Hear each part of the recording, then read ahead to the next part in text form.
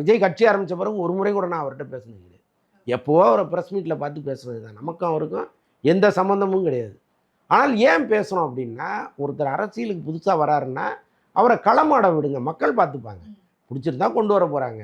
ஆனால் பொய் மேலே பொய்யா சொல்லி ஒருத்தரை அசிங்கப்படுத்தி, இப்போ பாருங்கள், அவர் வந்து திரிஷாவோடு தனி விமானத்தில் போனார். இங்கே பாருங்கள், இங்கே 41 பேர் செத்து கிடக்குறாங்க, இவர் தனி விமானத்தில் திரிஷாவோட போயிருக்காருன்னு ஒரு இதை எடுத்து போடுறான். அவர் எப்போ போனார் அப்படின்னா, கீர்த்தி சுரேஷ் கல்யாணத்துக்கு போனார். அது அந்த டிக்கெட்டை எடுத்து இப்போ போடுறாங்க. போட்டு பாருங்கள், 41 பேர் வந்து இறந்து 4 நாள் கூட ஆகல, இவர் கிளம்பி போகிறாரு. யாராவது போவாங்களா? அப்போ ஒருவரை அழிப்பதற்கு இங்கே எவ்வளவு பொய் சொல்கிறானுங்க.